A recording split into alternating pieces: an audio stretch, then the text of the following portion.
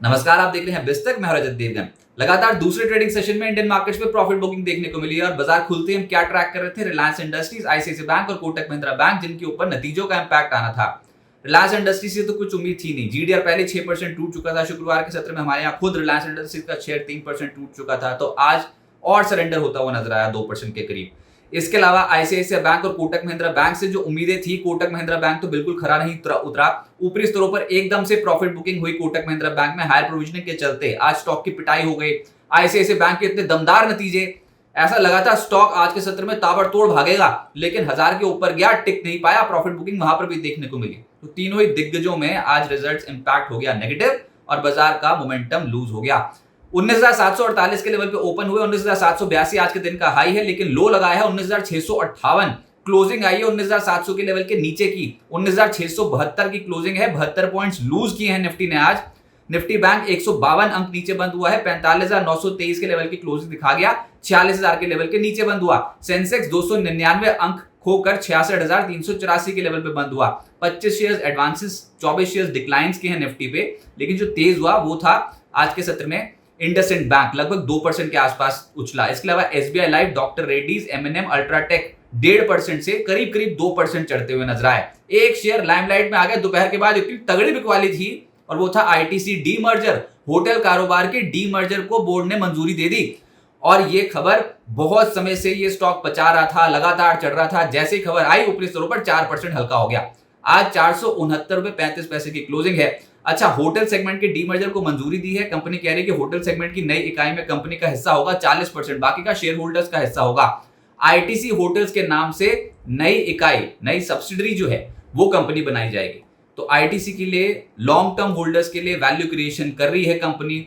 निवेशकों को जबरदस्त वेल्थ क्रिएशन का फायदा मिलता हुआ नजर आएगा। स्टॉक का डीमर्जर होना पॉजिटिव है, होटल कारोबार का डीमर्जर होना पॉजिटिव है। लेकिन शॉर्ट टर्म ट्रेडर्स को ऊपरी स्तरों पर आज प्रॉफिट बुकिंग एकदम से आती हुई नजर आई, और ये पोजीशंस छूटती हुई नजर आई वायदा कारोबार में।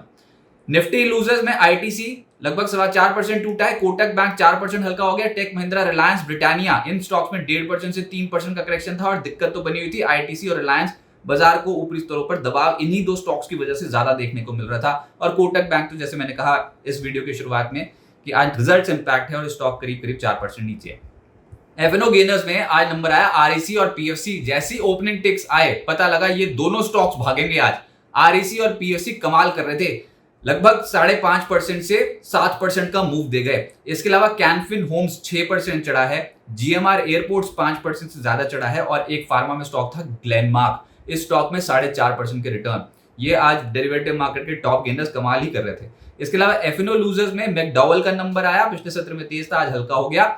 बायोकॉन 5%, 5.5% फिसल गया। इनकी मलेशिया इकाई को यूएसएफडीए से फॉर्म 483 जारी हुआ 8 ऑब्जर्वेशंस के साथ। आईजीएल नतीजे तो अच्छे थे, लेकिन स्टॉक सरेंडर कर गया 5%। अतुल लिमिटेड 4.5% टूटा, और जैसे मैंने कहा आईटीसी आज बाजार पे बहुत नेगेटिव वेट कैरी कर रहा था, ये 4% हल्का हो गया। फार्मा प्रेफर्ड सेक्टर रहा, फार्मा और हेल्थ केयर, जिसमें ग्लेनमार्क 4% चढ़ा है, लाल पाथ लैब 3.25% चढ़ा है, Alkem, doctor Reddy, max health, metropolis, Aurobindo pharma, सब स्टॉक्स तेज थे।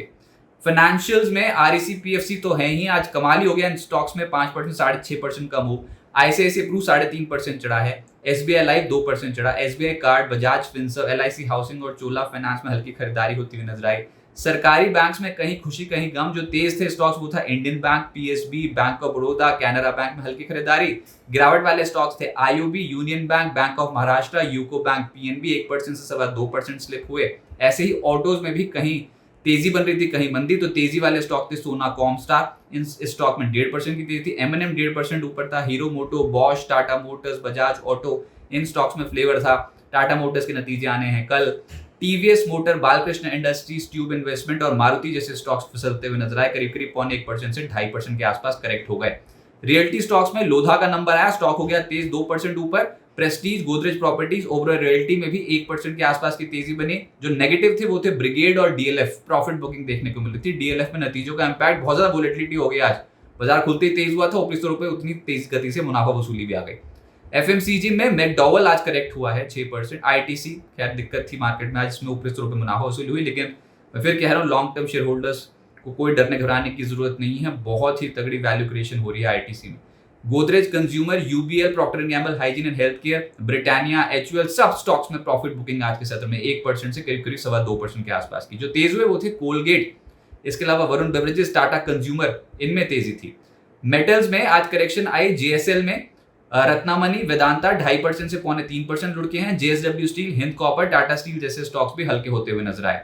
मिड कैप गेनर्स में स्टॉक आया आरती ड्रग्स, नतीजों का इंपैक्ट था 18.5% ही ऊपर हो गया है स्टॉक सीधा। इसके अलावा सतलुज जल विद्युत निगम 14% ऊपर। आज सरकारी कंपनियां और उसमें भी जो पावर सेक्टर से जुड़ी कंपनियां थी वो ज्यादा तेज चल रही थी, जैसे कि एसजेवीएन, एनएचपीसी, पीएफसी, आरईसी, ये सब स्टॉक्स तेज थे। टेक्स मैको रेल 13.25% चढ़ा है। आइनॉक्स विंड 12% चढ़ा है। धानी 12% चढ़ा। एक्शन कंस्ट्रक्शन, जैन इरिगेशन 8% ज्यादा चढ़े हैं। एफसीएल 7% चढ़ता हुआ नजर आया। राइट तो कमाल ही कर रहा है, 6.5% और तेज हो गया आज। पैसा लो 6% चढ़ा है। पीएनबी हाउसिंग 6% चढ़ा है। एनएचपीसी 6% ज्यादा चढ़ा। त्रिवेणी इंजीनियरिंग और आयन एक्सचेंज जैसी जो कंपनियां हैं यहाँ पर 6% से ज्यादा की तेजी बनती हुई नजर आई। मिड कैप लूजर्स में करेक्शन एक स्टॉक में जबरदस्त है, वो है कॉफी डे। लगातार टूटता स्ट्रक्चर है, आज भी 19% ढेर हो गया। तेजस नेटवर्क 8% नीचे आ गया रिजल्ट्स के बाद।